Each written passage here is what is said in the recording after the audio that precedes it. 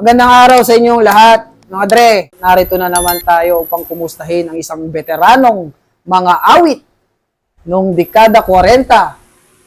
Hindi 40. Ano bang? 80. 80. Noong dekada 80, mga Dre, kasabayan po niya sila Sir Marco Sison, Rodel Navar, sino pa po ba? Lerma Lerma de la Cruz. Yun, Lerma de la Cruz. Veteran po na singer and syempre manlalabas din sa pelikulang Pilipino, lalong-lalo na sa aksyon. Pakilala ko po sa inyo mga Dre, walang iba kundi si Sir Manny Doria. Sir, Yes. kumusta po kayo? Ay, nice meeting you, Ray. Ilang beses na tayo nag-meet eh. Dito sa interview. Actually, matagal na kami magkakilala ni Sir Manny. Nagkita na kami talaga nito nung araw pa. Ngayon lang natuloy, no? Oo. Pero believe ako dito kay Ray kasi alam mo, ang mga ini-interview niya, mga veteranong artista. Pero siya bata pa. Anak ko na lang to eh.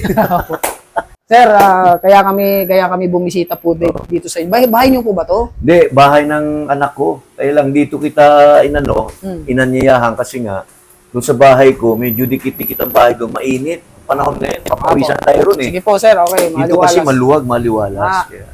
Sir, pwede bang para dun sa mga followers natin, gusto kong makilala nila kayo, ma-refresh sila kung sino nga ba si Manny Doria. Kung bang singing career ninyo o yung pagiging nauna talaga singing career.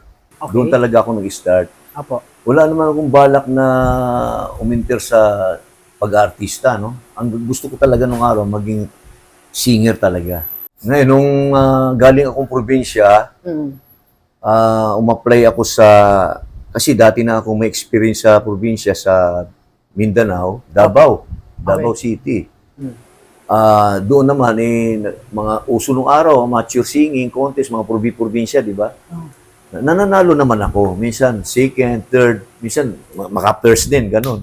Talagang bata, mga ilang taon po kayo nito? Ang start ako ng elementary. Elementary pa lang? Elementary pa lang. Kumukontest na kayo, sir? Hanggang high school na yun. Doon na nahasa? Oo na. Patuloy ko, nung lumaki ako, nagka-interest ako maging singer talaga, dumayo na ako ng Manila.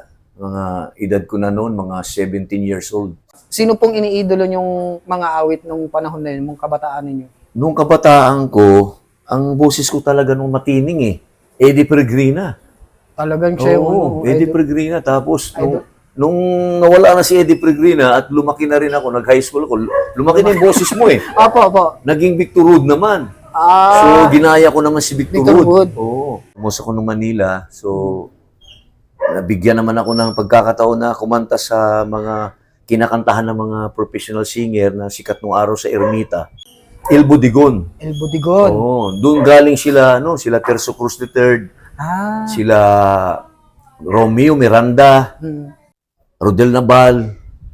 Basta marami sumikat doon. So, ang may-ari kasi noon, lolo nila, nila Cheryl Cruz, Sunshine Cruz. Tiyuhin ni Terzo Cruz III, Ricky Belmonte. Okay. Kaya yung place na yan, yung El Budigo nung araw, talagang pag napasok ka dyan, parang sisikat ka. Magkakaroon ka ng pangalan. Okay. Kumbaga, doon natitrain yung mga aspiring singers. Oo, doon natitrain. Ang nakasabayan ko doon na pagpasok ko, si Marco Sison.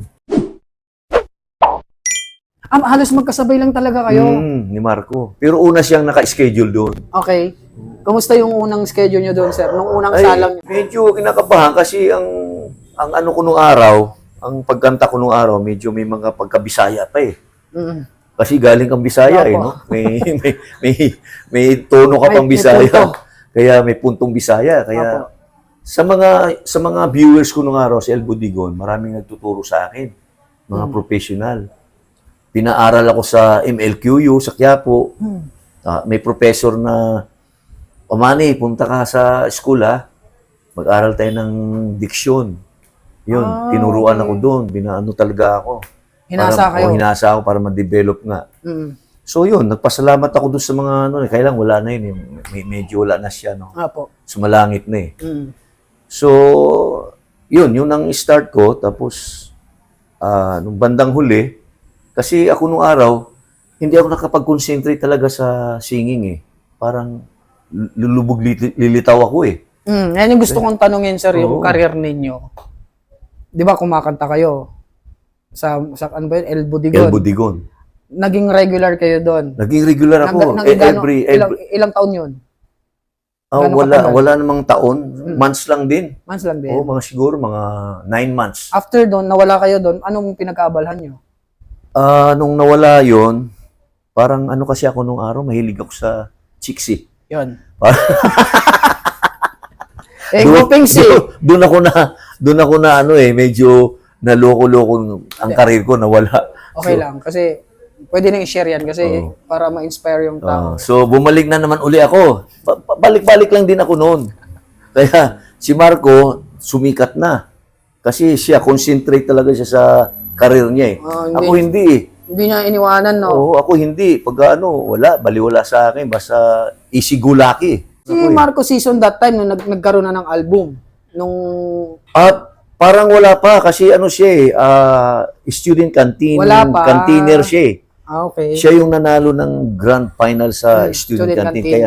Kaya siya medyo Pumutok. nagkapangalan. Okay. Sumikat siya. Okay. So, Kaya- yun, nung nagkapangalan si Marco Season, sir, hindi ba kayo nagkaroon ng realization sa buhay niyo na dapat, gano'n, na dapat pala, nag-focus ako? Oo, pero na-realize ko yun, nung medyo nagkakaedad na ako, mga 20 plus, ganun. Sabi ko, kailangan mag-concentrate na ako sa career ko, kung ano talagang gusto ko. Tama. Tama-tama, kakakanta ko sa mga iba-ibang mga pub houses o mga restaurants, ganun. Uso kasi nung araw, -1 lang yung sa tape. Apo. Yung nilalagay lang sa, ang tawag doon, yung karaoke. Ang uso nung araw. Cassette tape. Cassette tape. Pero ang karaoke, malaki. Apo. Para malaki yung sound. So doon ako nag-start ng mga kumakanta sa mga maliliit na Yung -1, may Oo, -1. -1. Pero may sweldo naman, pero maliit nga lang. Hmm. Kaya doon na nahahasa na naman ako, ganun.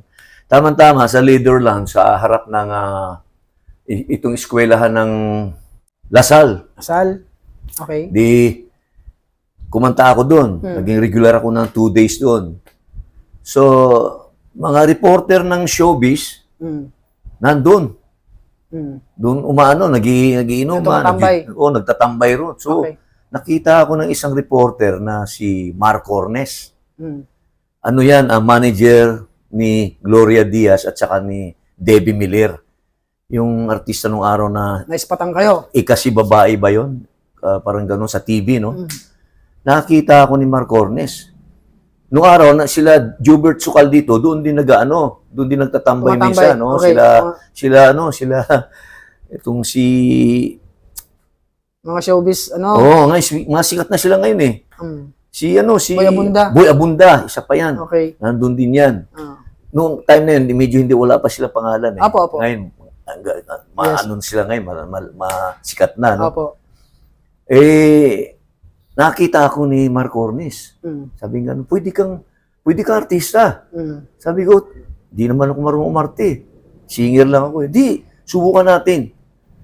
O sige, sabi ko, sige, wala namang problema eh. Subukan natin. Kinakabahan ako noon kasi di naman talaga ako marunong umarte. Mga ilang taong kayo nun? Mga sir? 20, siguro mga 23, 22, 23. Oh, bata pa. Sabi nga pwede ka artista. Tama-tama. Sabi, Inday Badiday. Okay. Sa True Confession, mga ganun, mga story ng mga sikat na artista, ikaw magpo-portray, gagampanan mo. Okay. Oo. Ngayon, sabi ko, sige, tama-tama, Dante Barona story.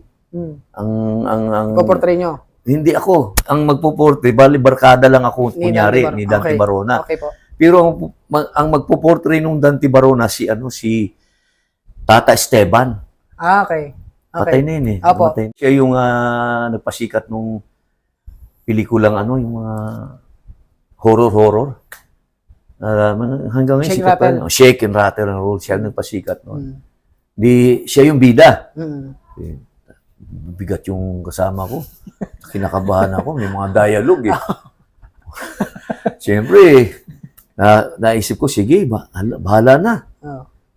Ang direktor namin, yung asawa ni Ate Lud, si Inday Badida, si Jean Palomo. Okay. Suplado yun. Pagka Stricto. hindi mo makuha yung linya, sisigawan ka.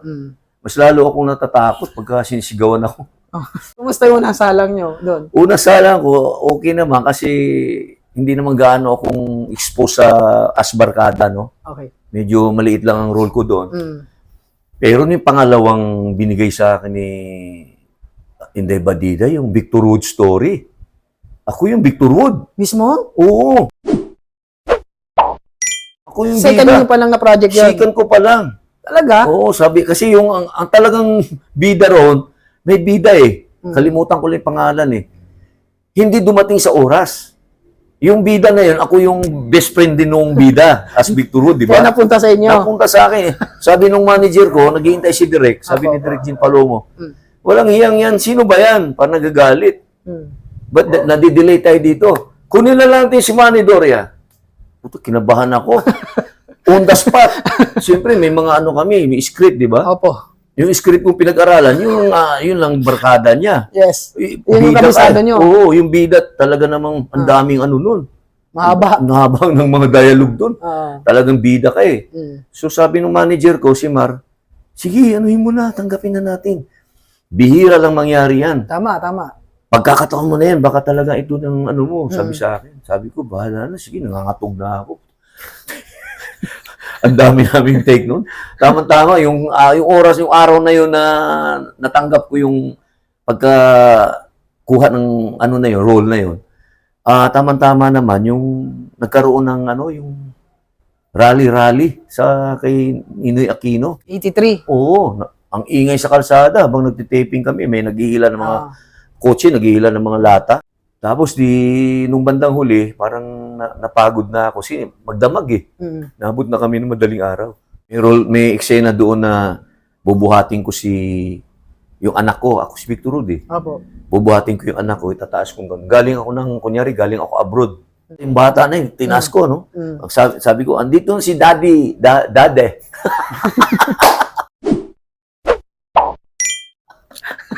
Dade. Cut!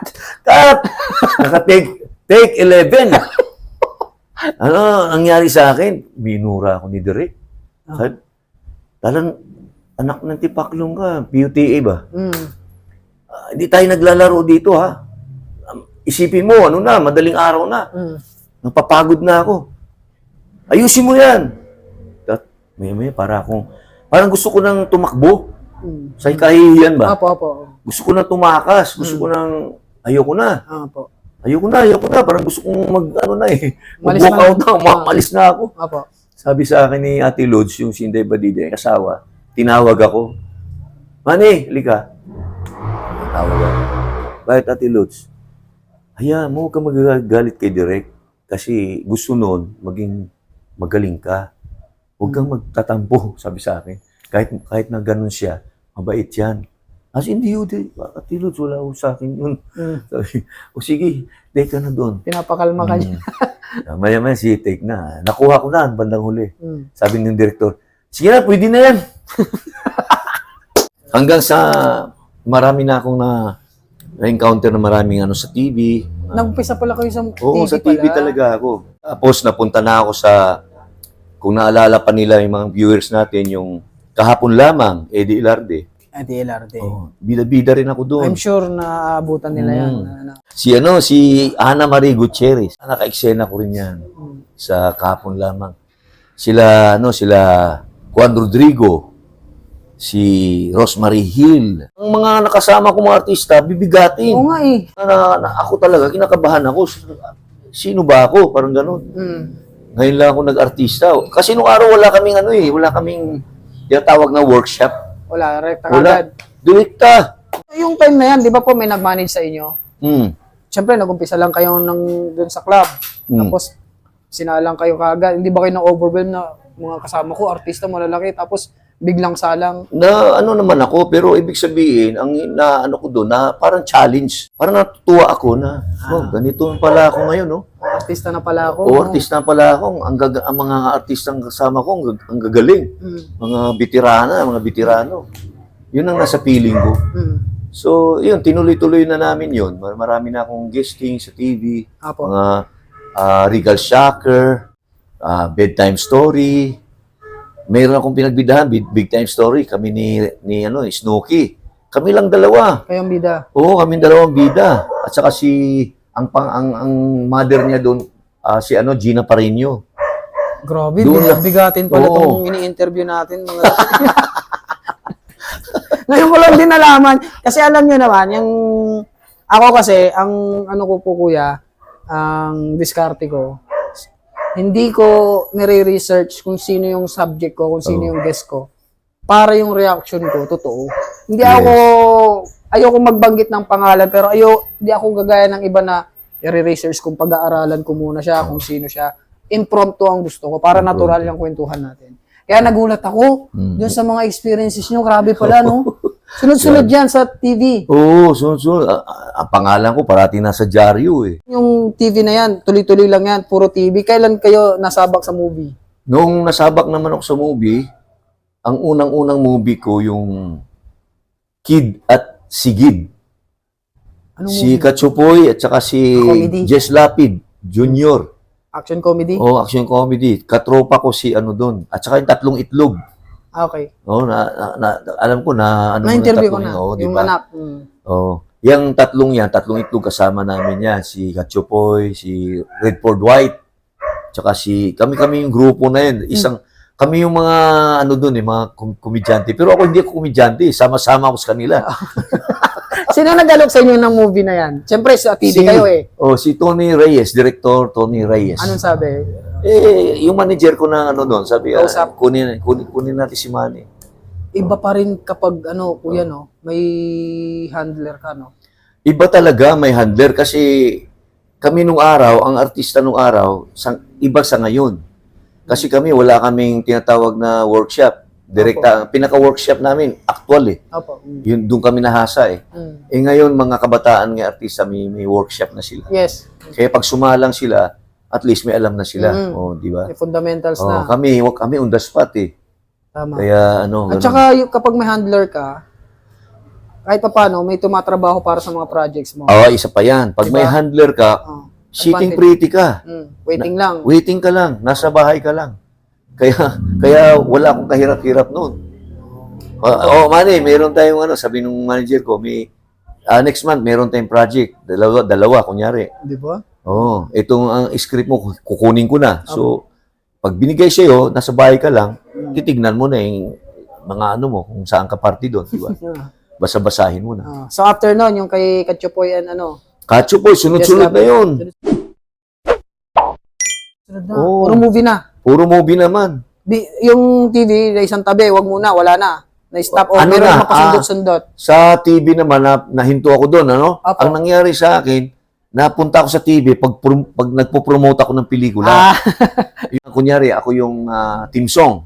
Okay. Ako yung team song ng, kunyari, Rudy Fernandez, Tulis ang Dagat, Montemayor. Ako yung kumanta noon.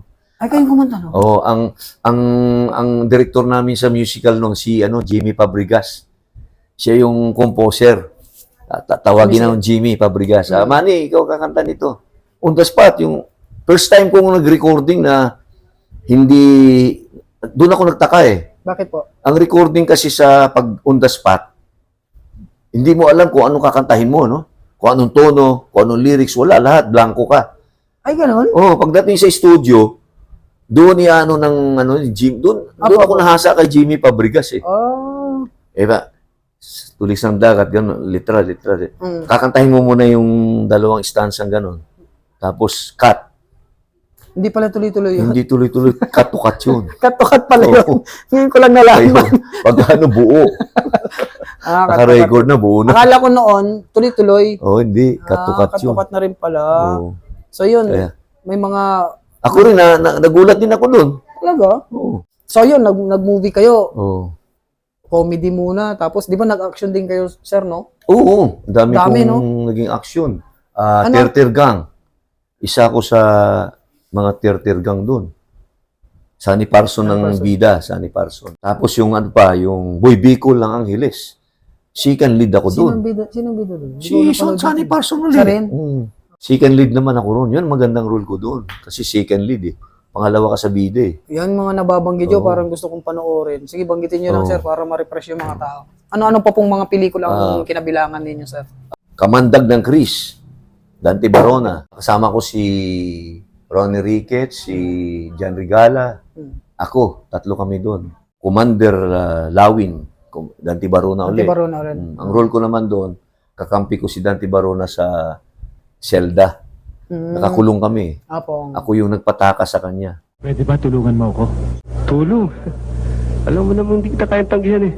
Teka, ano ba klaseng tulong ang gusto mo? Hindi ba magsususi ka? Tatakas ako. Kailangan ko ang galing ng kamay mo. Kami basketball, sabi niya. Sabi ko, kailan ka tatakas? Anong balak mo ngayon? Ngayong gabi na, sabi niya. Pero mag-ingat ka ha, habang nagdidribble ng bola. Talagang lawig ka nga pag nakalipat ka sa bako din. Kailan mo binabalak tumakas? Mamayang gabi. Pero sir, di ba nasaba kayo sa action, di ba? Wala ba kayong ensayo? Halimbawa sa sabak agad, action, Oo! sa fight scene, ganun? Oo, Wala? wala. Siyempre, sa action naman, madali lang naman eh. Oh, may fight director Oo, naman. may fight director eh. Di ba, siyempre naabutan nyo yung mga nakaraang mga pelikula. Magkano bigayan that time? Sa mga Naku! ganyang role? Malaki na ba? Parang maliit, pero sa ngayon ha, pag remember mo yung nakaraan, Maliit parang maliit sa ngayon. Pero nung time na yon, malaki na. Malaki na ang value Oo. nun. Kasi as a singer nung araw, no? Ang isang araw ko nung araw sa El Budigong, ano lang eh, 20 pesos eh. Isang gabi eh, 20 pesos. 80s po yun. 80s. Okay. 75. 75? Oh, doon ako nag-start in 1975. Batang-bata pa ako, 17 years old. Mga ganun. Grabe, no? 75? Pero pag tinitignan ko kayo, sir, hindi nga ako makapaniwala. Akala ko wala pa kayong 60 eh. Sinabi ko sa kanya kanina off cam. Sabi ni, ilang taon na kay kuya? 67. 67? 67, oh. Pero parang magkaedad na. Pero yung 20 pesos, malaking value na yun. Malaki na kasi pag nag-taxi ako nung araw, kasi yung kapatid kong babae dito nakatira sa Novaliches na time na yun, sa mismong town proper. Doon ako umuwi sa kanya eh. Siyempre wala pa akong bahay nung araw, bata pa ako eh.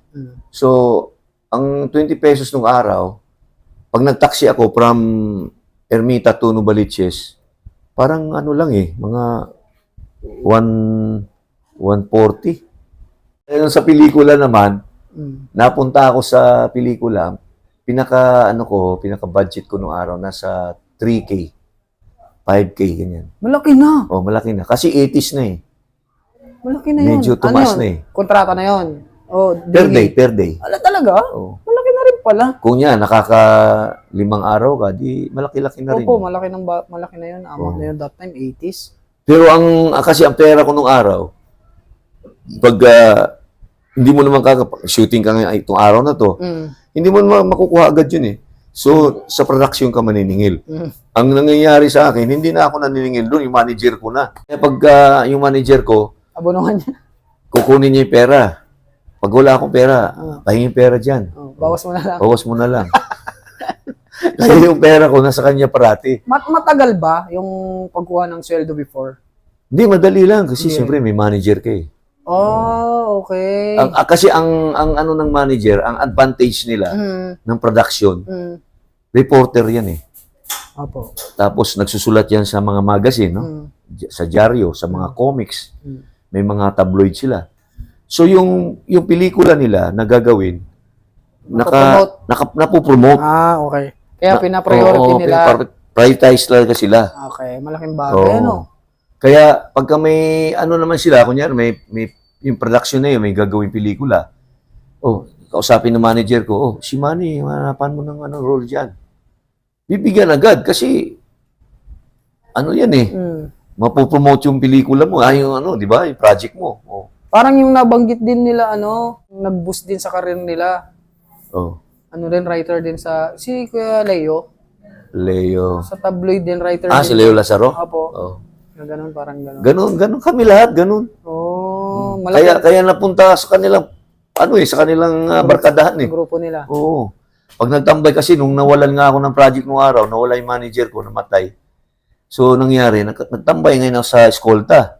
Ayan. So, doon kami nagka-tipon-tipon. Hindi ba dumating sa inyo yung para sa palagay nyo ay big break nyo sa pelikula? Meron sana. Ano po yun? Robin Padilla na pelikula niyang Barumbado. Alam ko po yun. Oh, di ba? Mm. Ano yun? Talagang boom si Robin. Dapat kasama ako sa tropa noon. Ha? Ni Robin? Doon sa ni Robin, doon sa barkada niya, Opo, mga sa grupo sanggano kunyari. Mm.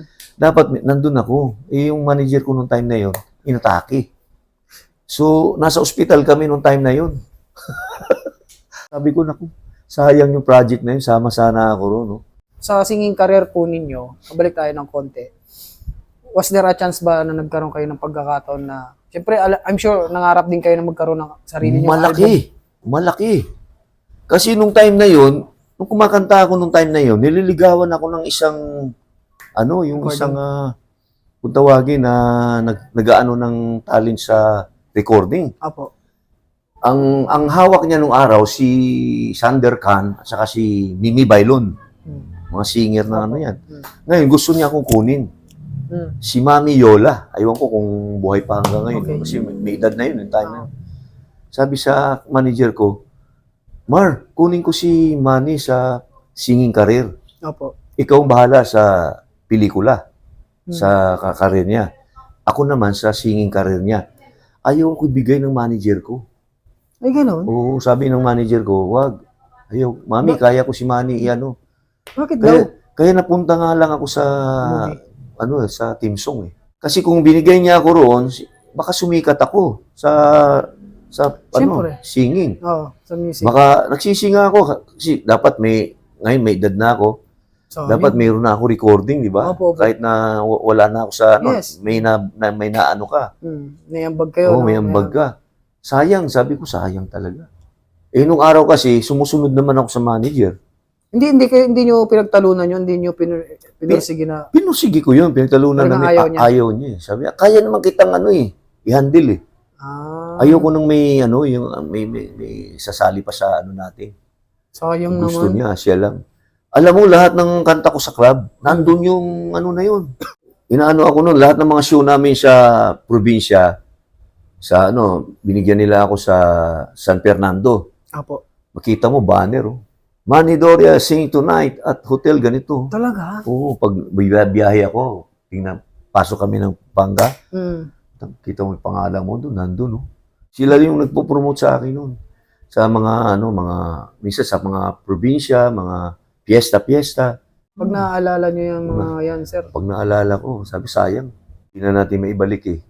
Kaya minsan kasi ang swerte, pag wala sa'yo, Pag lumagpas. lumagpas na hindi mo na get, wala. Kaya nga sabi Hindi na nila, babalik. pag may pagkakataon, grab mo na. Grab mo na. Diba? Kasi bihirang dumating yan eh. Bihirang dumating yan sa buhay mo. Kaysa pagsisihan mo pa. Magsisisi ka talaga. Tapos nung nawala naman ako sa showbiz, ito, ko na, Sige po. nawala ako. Apo. Ibig sabihin, binaliwala ako ng showbiz kasi nung mamatay yung manager ko, siyempre hindi ako sanay na pupunta sa mga production para maghanap ng project. Yung kayo mismo. O ako mismo, parang mahihain din ako, ayaw kong ganun. Eh, ang ginawa ko, si Kakabalagtas, minsan nilapitan ko, si Direk. Ay, Direk! Nandiyan ka. Hey, Direk. Nanonood dyan si Direk. Lumapit ako sa kanya, may project siya. Sabi sa akin, Direk, magkano ka ba ngayon? Pwede na ako sa 3,000, Direk. Nung time na yun, Apo. 80s. Sabi niya, mahal naman. 90s na yata yun, mga 91, mga ganun. 90s na. Mahal naman, babaan mo, sabi niya. Direk, sinabi mo yan sa akin. Matagal naman na yan. Matagal na naman yung Direk. Sabi niya, maliit na yung production natin, Manny, babaan mo. Mga 2,500, Direk. Mataas pa rin. Sabi ganun. Sabi ko, 1,200 na lang, Direk. Sige, 1,200. Siyempre, may kotse ako noon, segunda mano. Sabi ko, isip ko, gagasolina ako. Tapos meron pa akong alalay na lalaki na magdadala ng, kunyari, nandun ako sa utusan ko. Mga gamit. Gamit. Magkano rin bayad ko ron? Nung araw, siguro, binabayaran ko yata, 300 eh. Tapos gasolina pa. Gasolina pa. Quits lang ha. Sabi ko, naku, paano ko kaya pagkasyahin to? Pero ang inaano ko talaga, gusto ko lang makapasok uli Ah. sa pelikula, sabi ko. Mm. Sabi ko, mukhang hindi na talaga ako pupunta rito. Tama-tama, nauso yung kakakanta ko dyan sa Grand Central, sa Monumento. Opo. Uso pa nung araw yung mga sing-along nung araw dyan sa fast food. Opo. Sa Open yung open. oh. Nag-audition ako dyan, nabigyan ako ng 2 days. Mm. Martes at saka Friday. Opo. -1, dala-dala ko lang yung bala, -1. Sasaksak mo lang yun dun eh.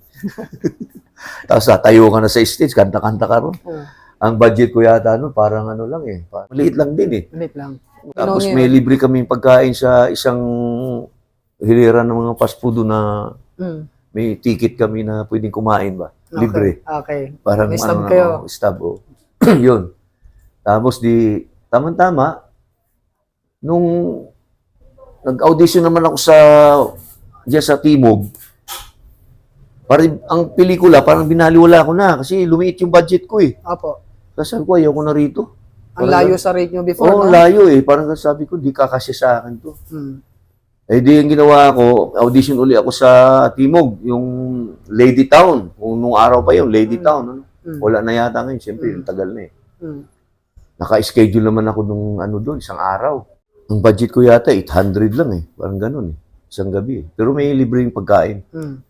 Di, kanta-kanta. Nakita ko yung mga matrona na nagsasayaw. Habang kumakanta ako, nagsasayaw. Mga swing. Opo. Kita ko, may mga DI. Ginawa ko, tinawag ko yung DI. Okay. Pagbaba ko sa stage, tapos na ang kumanta, iba naman ang kakanta. Kinausap ko yung DI. Kasi, bro, magkano bang kinikita dyan sa, pagka nagsasayaw? Sabi niya, depende sa, may pinakamataas yan, 2,000. Sabi ko, parang nagka-interest ako. Sabi ko, sasayaw kaya ako, sabi ko gano'n. Ginawa ko, naghanap ngayon ako ng yung magtuturo sa akin. Okay. Talagang inano ko yun, kinarir ko. Oo. Okay. Babae, turo sa akin, at lalaki, turo sa akin. Parehas kami ng paa. Dapat ang magturo sa'yo, babae. Okay. Para iba ang paa nun eh. Tama. Ibang paa ng lalaki, ibang paa ng babae. Sabi sa akin, masteran mo muna ang swing after 1 week. Boogie. Pagka master mo boogie for 1 week, another cha-cha, 1 week. Okay. Tapos, tango, 1 week. Puro ganun. Di, master. Sabi ko, pag nagpaturo naman ako sa iba, yung talagang babae na magaling, ang mahal naman ng bayad. 2,000. Sabi ko ganun, mahal. Sabi ko, gagawin ko na lang. Niligawan ko yung DI. Niligawan ko yung DI. Okay. Naging girlfriend ko yung DI. Opo. Yung paraan ko doon. Oh. Nung naging girlfriend ko na, tinuruan ako, wala nang bayad. So, gumaling ngayon ako, wala nang bayad. Libre na. Oh. Sabi sa akin, may nakakursunada sa yung asawa ni ganito. Sige, magkano ang bayad yun? Mayaman yun. That That time, sir, I'm sure lapitin kayo talaga ng chicks na kasagsagan ng kita nyo naman, pogi. Oo naman, No? di naman may tanggi yun, pero talaga naman, Di ba? Hindi maiwasan din, sir, yung babae. At saka mahilig din kasi ako sa babae ng araw eh. Aminado kayo, sir. Pero ngayon, siyempre, laylo na tayo kasi may edad na tayo, saka may mga anak ka na. Napag-uusapan lang naman. Kasi ito, para naman malaman din ng tao na mahirap din pasukin yung buhay na gano'n. Oo, totoo yun. Di ba? Kaya yung mga playboy dyan, tigilan nyo na yan. So, yun, sir, nung nagpaturo kayo, at natuto na kayo, nag-DI naman kayo. Nag-DI ngayon ako, doon ako tumagal. Talo ko yung artista. Oo. Mabot ako ng 30 years, mahigit dyan. Ilan? 30 years. Hindi nga po. Oo. Diyan ako nagkaroon ng house and lot. Nagkaroon ako maraming kotse, pa iba-ibang model. Hindi nga po. Pero mga segunda mano kasi nung araw, style nung araw, second hand. Mm. Pagka, kunyari, may second hand binenta, 80,000. Mm. Tinutulungan ako nung mga naging client ko. Siyempre, may mga kaya yung mga Client niya. nakuha ako mga estudyante. Namatay nating artista si Jan Regala. Mm. Ang sabi niya sa akin, pagka nagkapelikula ako, kukunin kita. Mm. Sabi sa akin. Opo. Lahat ng project ko. Mm. Kasi close kami ni Jan Regala noon eh. Mm. Kung tawagin niya ako, kuya-kuya niya ako. Doon natigil. Ang daming pelikulang nagawa noon. Mm. No, nawala na ako sa ano eh. Siya tuloy-tuloy pa rin. Nawala na ako sa circulation ng ano, pelikula eh. Mm. Kaya yung mga pelikula ni Jan Regala, hindi na ako nakasali. Pero marami rin kayong pinagsamahan na movie niya, di ba? Oh, yung yung Kamandag ng Chris. Tapos, yun, na-develop na ako sa pagsasayaw. Kaya marami, nasarapan ako doon kasi libre pagkain. Mm. Tapos ang venue mo, akala mo, Sosyalan. attorney ka, abogado ka, Mm. o congressman ka. Informal. Parati ka naka-Amerikana, naka-ano ka, yung nakabarong ka, no? Mga talagang sosyal. Nire-recommend ka ng client mo niyan pag ganyan, di ba? Tama po ba yun? Paano ba sistema niyo? Kasi ako, ang style ko, yung regular. Regular. Kunyari, may regular ako ng Lunes, Martes, ganun. Mm. May regular ako ng Miyerkules, Huwebes, ganyan. So, Regular 'yun. minsan Hindi ako nangangahoy. May mga DI na pupunta sa mga club na walang partner. Doon lang sila kukuha pag may walang partner, no? Opo. O sinong walang partner diyan? O ito si DI. Kayo laging may... Ako talagang may dala-dala ako. Lagi. Pagpasok namin sa pinto, naka-angkla 'yan. Naka na yan, may reservation na kami. Ang galing, Ganun kami, oh. Ganun, parang gusto ko na mag-DI.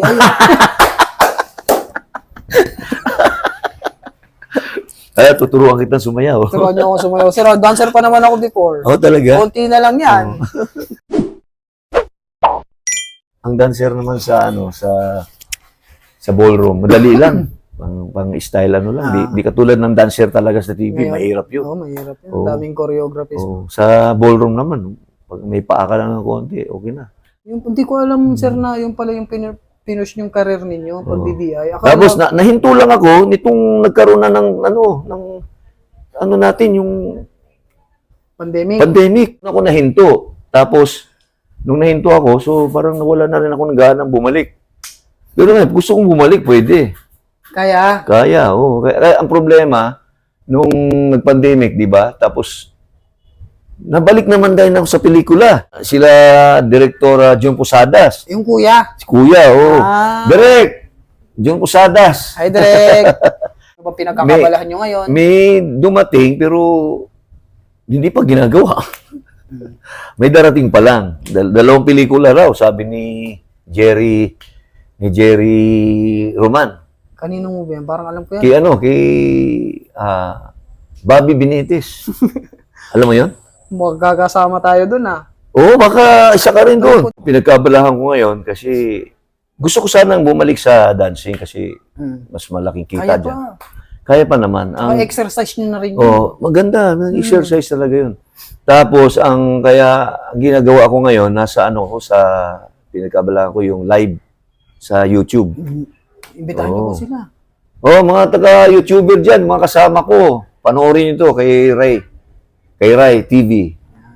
Tsaka yung mga followers natin para... Yung mga followers natin dyan. Followers ni Ray TV, followers ko. Bisitahin nyo yung YouTube channel ni Sir Manny. Manny Doria lang yung nakalagay doon. Kung gusto nyo ng libreng show sa YouTube, nood kayo. Manny Doria. Kaya Manny, maraming salamat po. Meron po ba kayong iiwang message para dun sa mga kabataan na nangangarap din na maging artista, maging singer, maging DI? Ano bang kailangan nilang i-priority sa buhay? Advice ko sa kanila, kung ano yung gusto nyo talagang gawin sa buhay, yun ang bigyan nyo ng halaga. Kung anong gusto mo. Kung gusto mo maging singer, gusto mo maging artista, gusto mo maging dancer. Pero kung kaya mo naman yung tatlo, why not, di ba?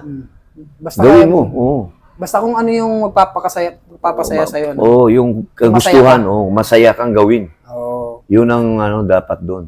Kayo sir, kayo po ba sa buong karir ninyo, on and off cam, mayroon po ba kayong pinagsisisihan? Ang pinagsisihan ko lang, yung hindi ko tinanggap yung maging recording artist na tinanggihan ng manager ko. Ultimate talaga yun. Oo, sayang.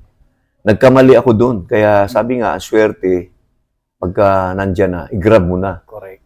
Pero pag pinalagpas mo yon, habang buhay, wala na yon. Tama. So malaking aral yan para sa ating mga, hindi lang sa inyo, para sa akin na rin. Basta may dumating na opportunity, grab na natin kagad. Oo. Kaya Manny, maraming salamat po sa pagkakataon. Salamat, Ray. Saya ng kwentuhan natin, natural lang. Oo. Thank you po. Palakpakan natin mga dre. Matagal ko nang kilala to si Ray, pero ngayon lang niya ako na-interview. Lagi kami nagkikita ni kay Direk June Posadas. Tsaka Escolta Boys. Hello sa inyo. Escolta Boys. Kay Jerry Roman, kay Leo Lazaro. Jess Sanchez. Jess Sanchez. Hello po. Hello sa inyo lahat dyan. Mga kasama. Kuya Jeric. Si Jeric nga pala. Si Jeric Vasquez. Ayos. Thank you po. June Posadas, direct. Okay. Huwag kalimutan mag-subscribe. Paalam.